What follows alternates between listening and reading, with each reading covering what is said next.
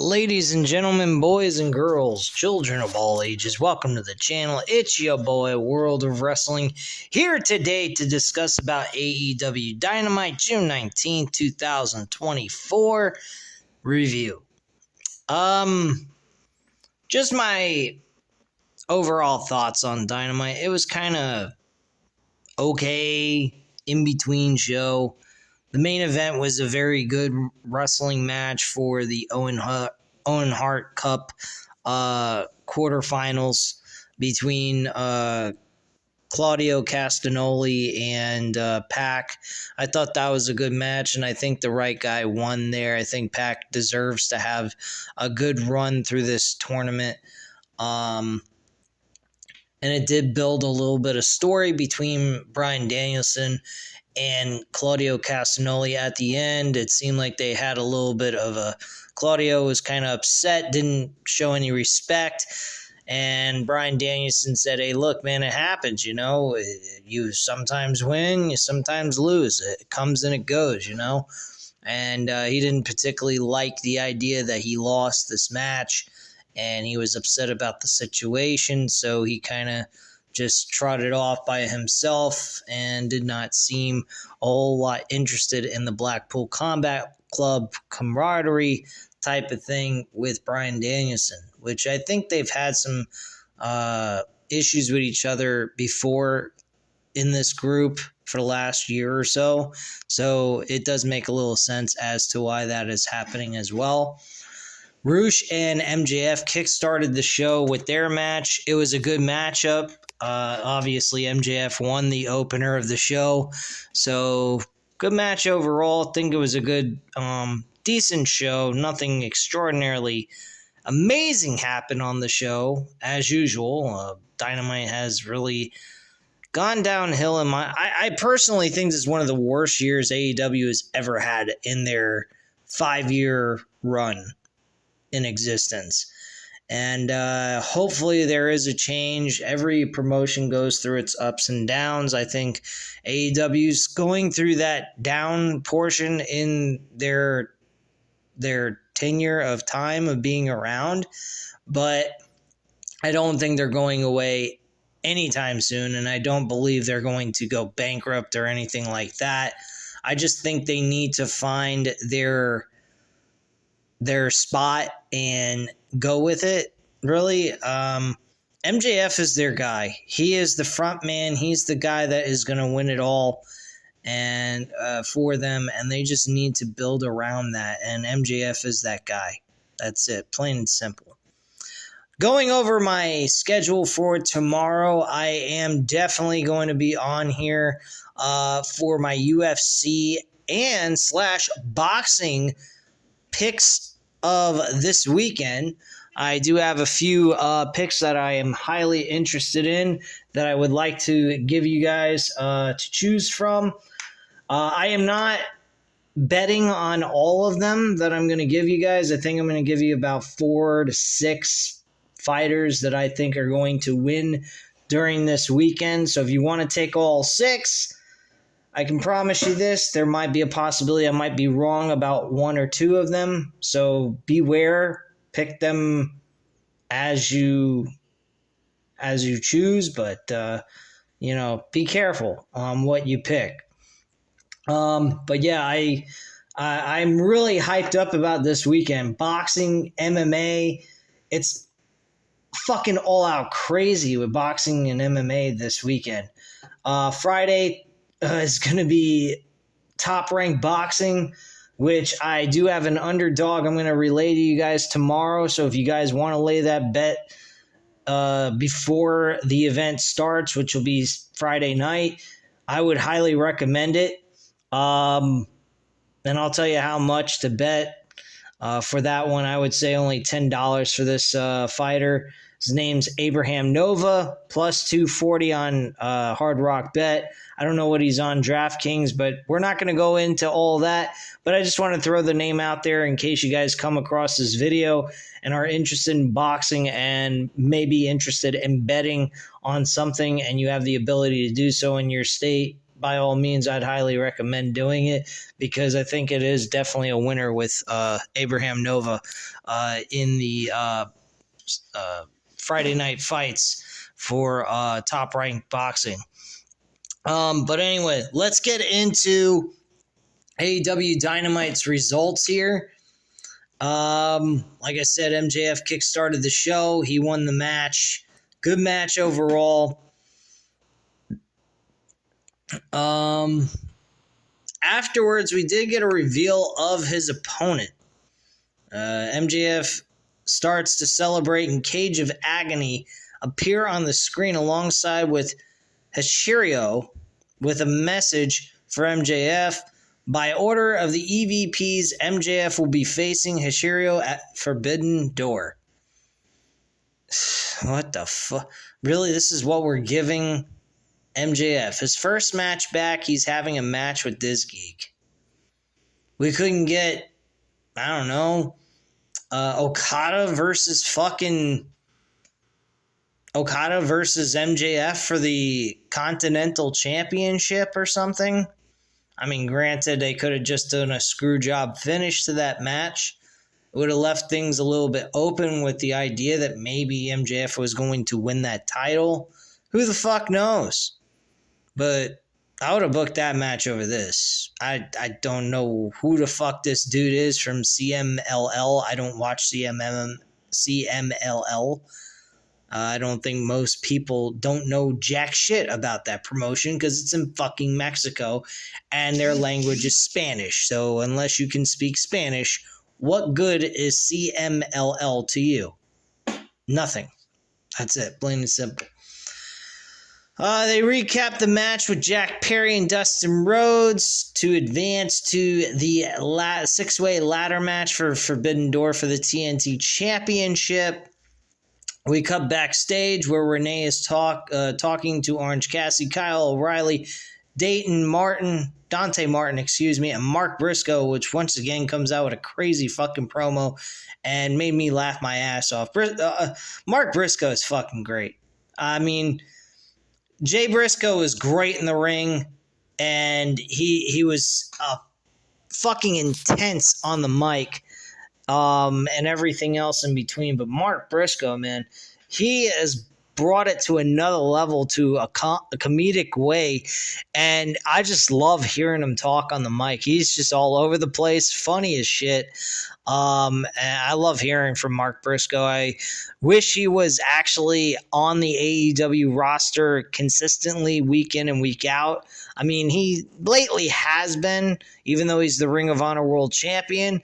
I mean, I do like the idea that he's the Ring of Honor World Champion, but with a promotion that hasn't been doing anything as of late since they started with AEW being, pretty much gelled in together, I have not been impressed with Ring of Honor in any way, shape, or form.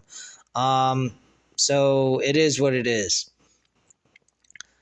Briscoe does cut an impassioned promo that is briefly interrupted by Jack Perry before we end things. With Cassidy offering Renee a friendship bracelet before they go to commercial break. And I think Orange Cassidy said, "Who was that guy?" That's funny. Asking who Jack Perry was. What the fuck? All right, so back at ringside, Will Ospreay makes his way to the ring to a big pop from the crowd, but the crowd is just as eager to see Swerve Strickland as he makes his way out next. With both men in the ring, we get dueling champions for the international and world champions of AEW alike before Ospreay speaks.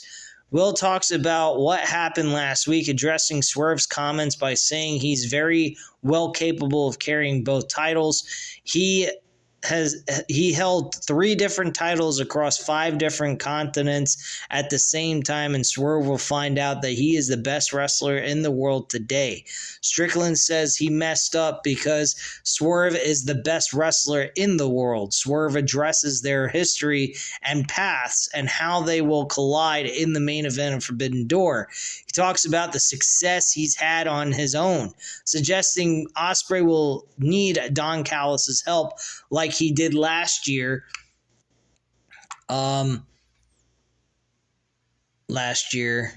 Against Kenny Omega. Ospreay rebutes this and saying he doesn't need Don Callis and he won't need him at Forbidden Door. Will talks about the men he's faced and defeated, saying while Swerve had a hit row, which is making fun of the WWE group that he was a part of. Ospreay had a hit list and he didn't miss once. Ospreay asked what happens if that kill shot Swerve promises misses by even a centimeter because Will won't miss. Ospreay then says Swerve should be thankful he doesn't have to face the pain of a Tiger Driver 91 because if he did,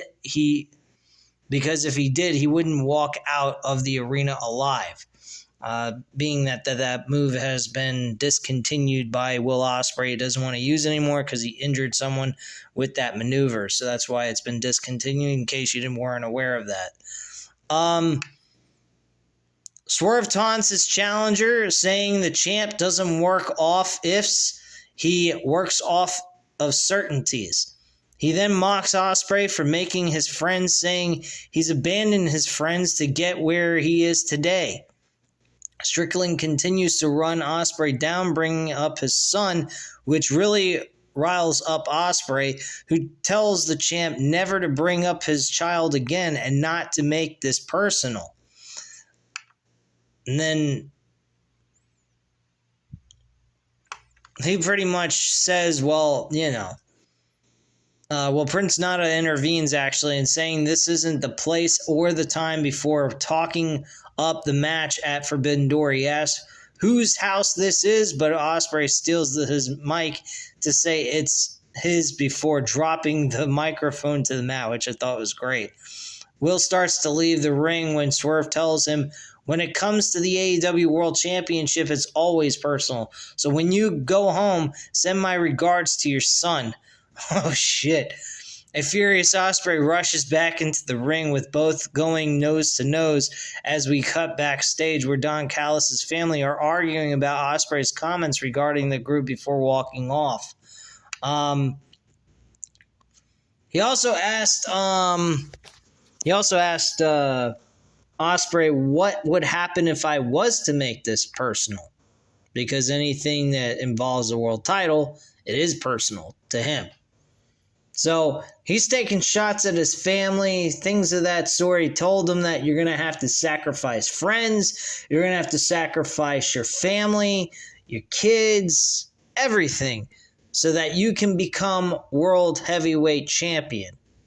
And Swerve Strickland said he had to drain his entire life out and focus solely on the world title in order to become world heavyweight champion.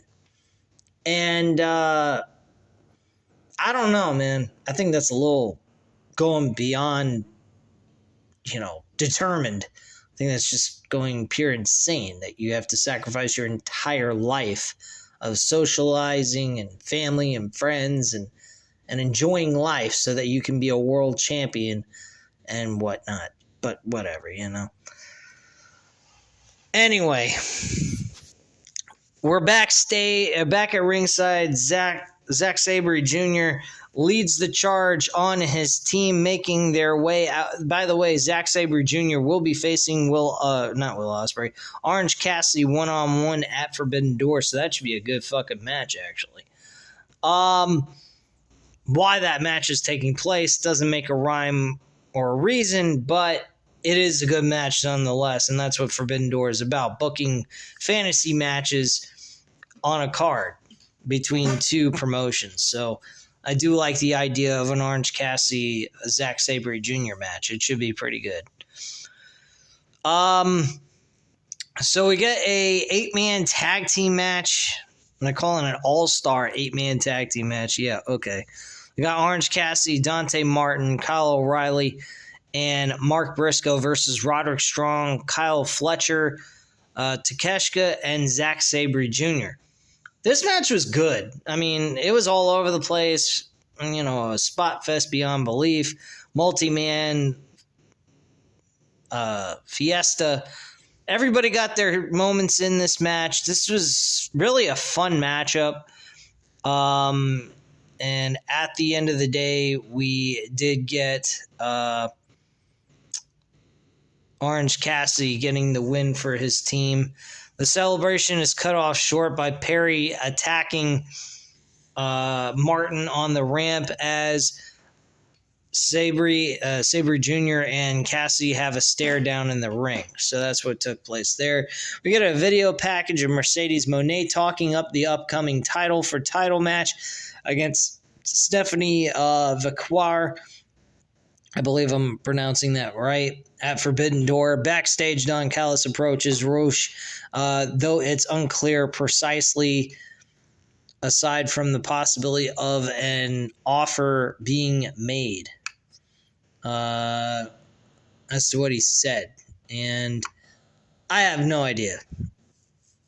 I guess he's going... Personally, I think we do have some indication that Swerve Strickland is safe to win this match, but then later on in the show, we did have a stare down between Will Ospreay and MJF. So I don't know what that's supposed to mean. Maybe we're going to get a Will Ospreay MJF match without a world championship. Maybe MJF is not getting a world title match at the All In pay-per-view. I'm not sure 100%. But it left us kind of guessing where they're going with it, which in a way that's kind of good as a viewer. I did bet this match on betonline.ag if you're interested in going on that website for a sports book. I would only recommend it if you're in a state that is legal to bet on sports or whatnot. I would not do this if you're not, because it is an overseas sports book. But if you're in a state that allows sports betting, then I would definitely bet on this match. And I did bet on Swerve Strickland. He was a minus 300. He's now at like minus 800 on Bet Online or some shit. So he's really high up there because everybody who started betting on him to win. Will Ospreay is a great odds. If you wanted to throw, $10 on that, he's a plus 400 or something. He's pretty high up there. So, I mean, if Will Ospreay was to win, you win a pretty decent amount of money back. But I think Will Ospreay is going to lose this match. I think it's safe to say Swerve Strickland is going to win. Maybe we're going to get a match between these two in a number one contenders match to see who gets to face Swerve Strickland at the All In. Well, actually, no, they have the Owen Hart tournament. Hold on a second. Who is in the tournament? Let me check this real quick, because they did show it. I just wasn't paying attention because I was looking at my phone, which I shouldn't be doing, but sometimes I do because I can't seem to fucking get interest in watching this shit anymore the way I used to. All right.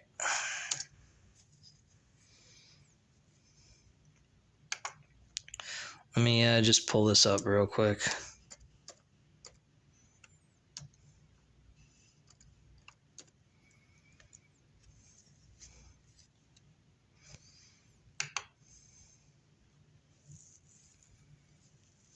All right, so let me see the men's tournament real quick. The women's, I'm not too worried about.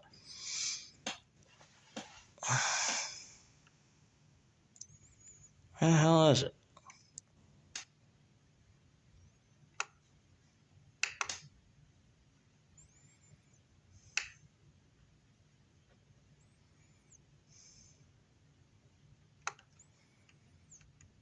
Okay. Weird. I can't seem to find the fucking tournament brackets. That's odd.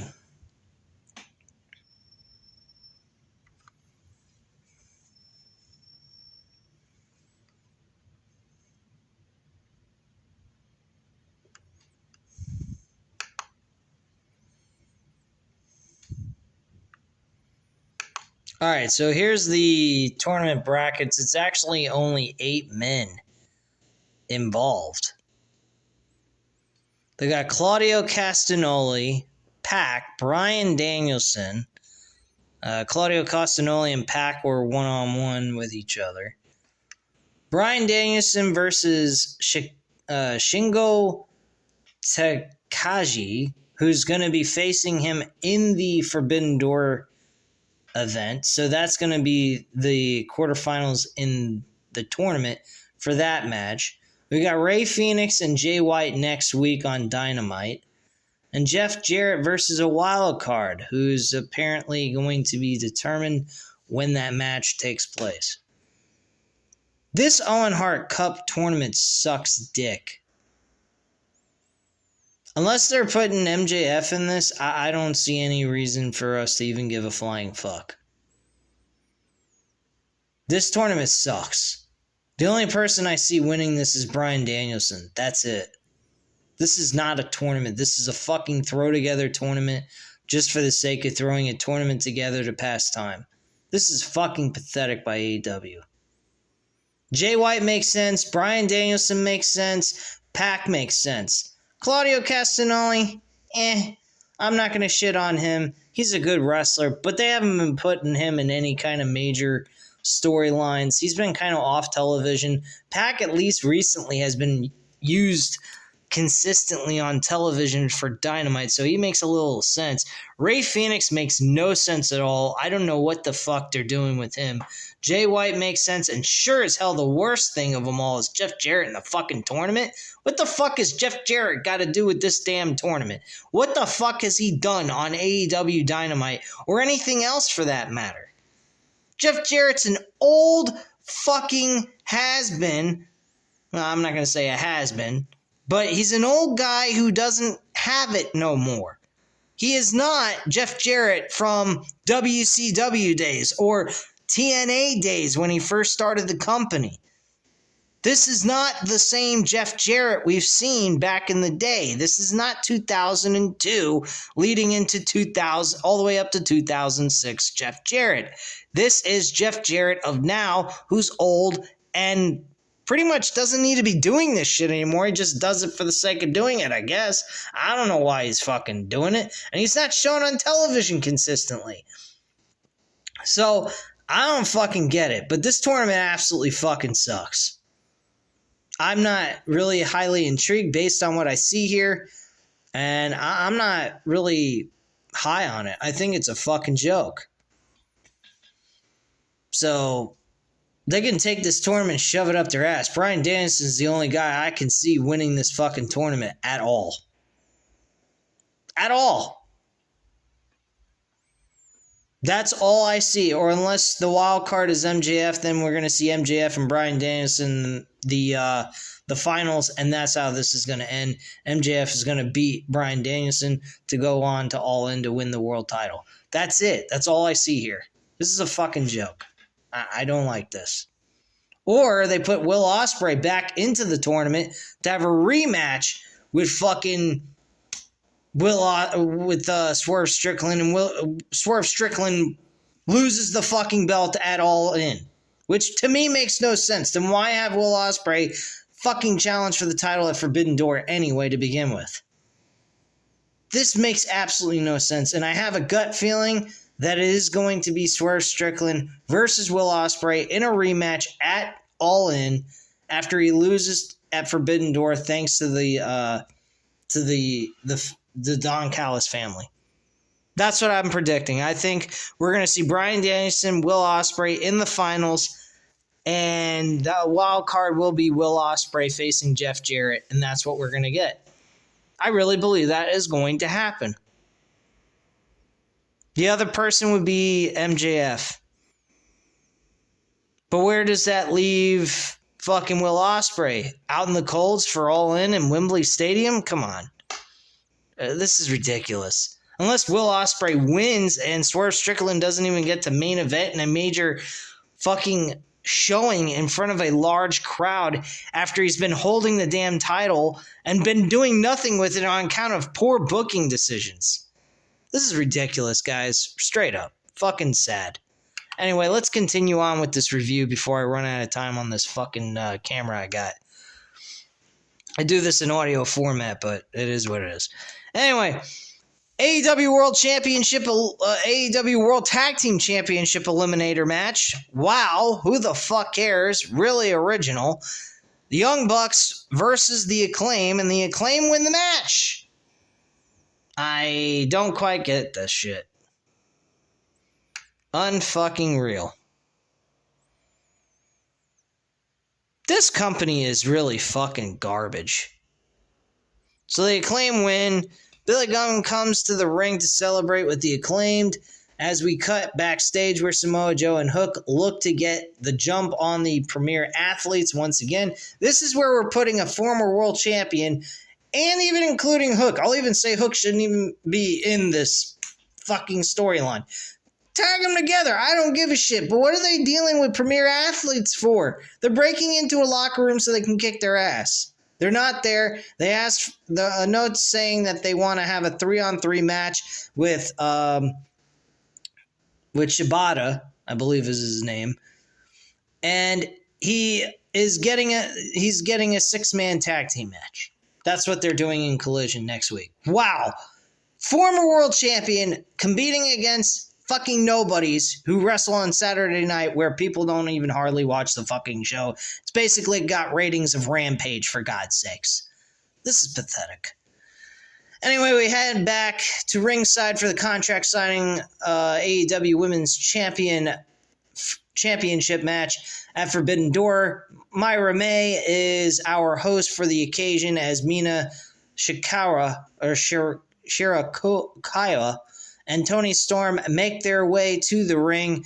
May looks for no hard feelings between the champion and challenger here, saying she loves them both, but Mina tells her to shut up before running down Toni Storm for being soft since winning the title. Mina says everyone says they want Mina and nobody wants Toni Storm, and at Forbidden Door she will make the title and her girl, Myra.